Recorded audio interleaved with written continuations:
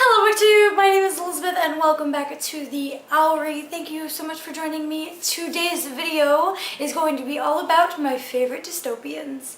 My first favorite dystopian that I want to share with you guys today is Flawed by Cecelia Ahern. Now, I was given this book in exchange for an honest review through the BookTube Tours, which is hosted by Grace over at Loving Them Books, and I can honestly say this book has been put up there on the list of my top 5 favorite dystopians of all time. Flawed is set in a society where anyone who commits even the smallest of crimes is literally branded as flawed, and depending on your crime, you will be branded with an F in a certain place of your body. It just depends on what your crime is, and our main character is basically perfect. She has never committed a flawed act in her entire life. She's basically seen as perfect. She's a great student, a great daughter. She's got a great boyfriend, you know, the whole nine, and then one day she commits an act without even thinking, and she is put on trial to decide whether she is flawed or not. And this opens up a whole world of questions,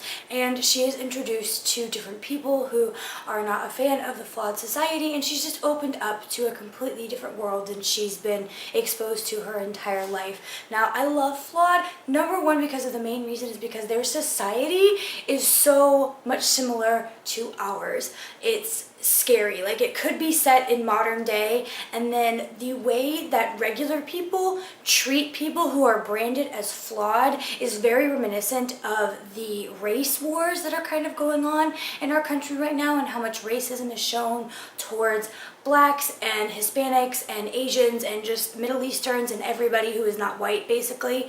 And it's just, the similarities are uncanny, and it's so scary to see a dystopian that is so similar to our world. A lot of dystopians are usually set farther in the future, and they're very high tech, and I feel like this is set in like an alternate present instead of a far future, and it's so crazy. And the way that it is written, Cecelia Ahern did an amazing job. I absolutely fell in love with this book as soon as I read it, and it is a top-notch dystopian, especially for those lovers of contemporary, because it feels very, like I said, set in modern day. So it's just really, really good. Anyone who is trying to get into dystopian or fall back in love with dystopians after they were kind of burned out with the Hunger Games craze and Divergent and everything like that will definitely really enjoy this book.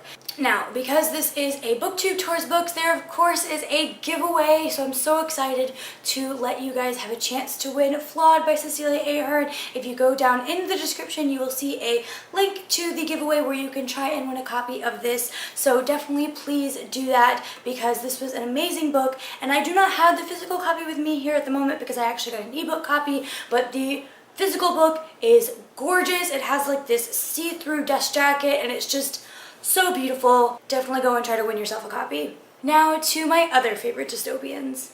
Next is absolutely going to have to be the Selection series by Kiera Cass. The Selection, and then the rest of them, the Elite, the One, the Heir, and the Crown, are all absolutely amazing. Now, a lot of people they don't know that this is a dystopian, but it absolutely is. Most people just realize or just think that it's The Bachelor for like a prince, and it definitely is. It completely is, but it's so much more than that. They have the dystopian backstory, and the kingdom is trying to protect themselves against rebels, and it's just amazing. And for those of you, again, who are big contemporary lovers, you will be a huge fan of the Selection series because it is a dystopian written like a contemporary, even more so than Flawed.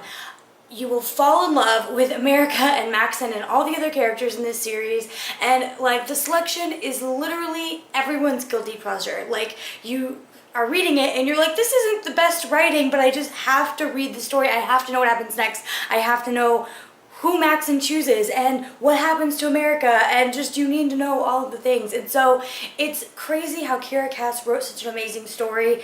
If you pick up the Selection series, if you're a fan of contemporary and dystopians, you will love this. You will not regret it, I promise.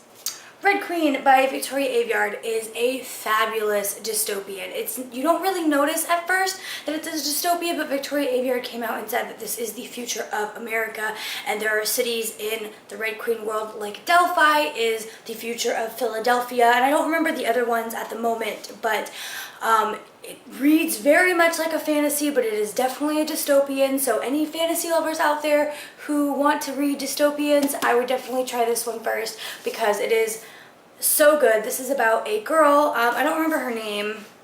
I feel like I should. Yeah, Mare. So this is about a girl named Mare, and she lives in a society where there are reds and there are silvers, and the reds are like the low-class workers, and the silvers are the elite and aristocrats and business owners and things like that. And the silvers have always had special powers. Everyone is different. You know, some of them have the power of fire or, you know, whatever. There's tons and tons of different ones. But Mare somehow, at a huge meeting of silvers, shows that she has a special power even though she is a red, and it causes like a big disruption. Obviously she is the first known red to have some sort of power, and the silvers feel threatened by her, and it causes all sorts of problems, and it's just really, really, really good. The second book, I would go in a little bit hesitant and with low expectations, but the first book is absolutely fabulous. The second book gets really good by the end of it, but the beginning is just so bad. But it's worth it for this first book, you guys, because it is so amazing, and I'm really, really excited for the third book, King's Cage, which comes out in February.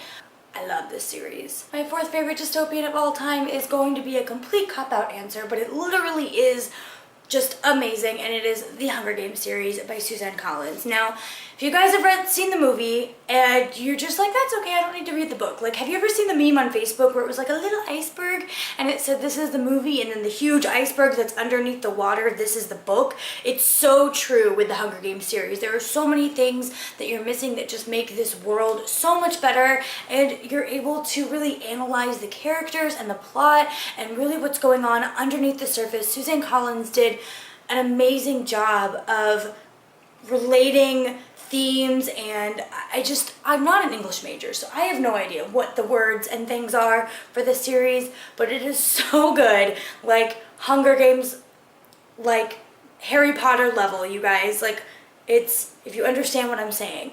I love this series so much. Read it. Even if you've seen the movie, you have to still read the book because so much more is going on in the books than it is in the movies. And my last favorite dystopian of all time is definitely for you graphic novel lovers. This is Tokyo Ghost. This is written by Rick Remender, and I think the art is done by some guy named Murphy, and then the coloring is done by some guy named Hollingsworth. I love his last name. I think it's just amazing. Hollingsworth. Anyway, so this is a story set in the future of our world where humans have basically destroyed the world. There's very little breathing air, there's very little fresh food, water, and everyone is basically addicted to technology, and they can't get out of, you know, their addiction to technology in order to open their eyes and try and save the world. But our two main characters, Harvey Dent and, oh no, I can't remember her name. Harvey Dent and, Debbie, that's her name. So Harvey Dent and Debbie, they're a couple, and they hear about a place called Tokyo, which is basically a safe haven from technology, and they have fresh food and fresh water, and they're basically trying to like restart the world and make a better world for themselves, and hopefully they don't die because they have food and water like the rest of the world is basically dying.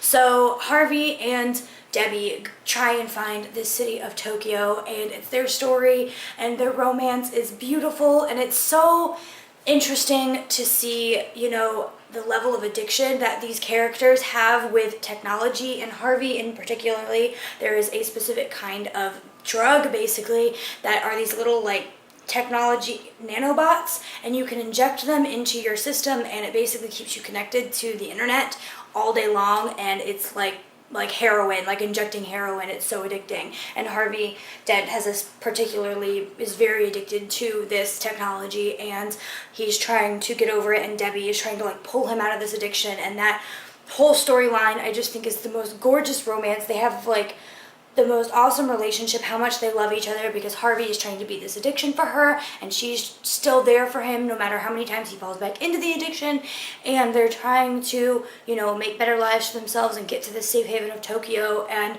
I mean, there's a lot of bumps along the way, but it's a great, great story, and I will show you some of the art. Oh my god, like goals, can we even? This is like, oh, is that safe to watch? Okay, yeah, I thought it was like a sexual scene. That's something else you have to be careful with. This is adult. It has some sexual scenes. It's not as graphic as other graphic novels, but it definitely has some stuff. But like, this is the arts, and this is a scene with Harvey and Debbie, and it's just like, oh my god, you guys are adorable. I love it. So, yes, definitely my favorite dystopian graphic novel of all time. Alright guys, I hope you enjoyed my top 5 list of dystopians of all time. Definitely go check out that giveaway for Flawed by Cecelia Ahern because it was amazing. You guys will definitely want to try and win that book because I love that book so much. Also, while you're down there, check out my links to my Goodreads, my Twitter, and all of my other social medias. I love talking to you guys about books in other places other than YouTube. Thank you guys so much for coming, and I will see you in my next video. Bye!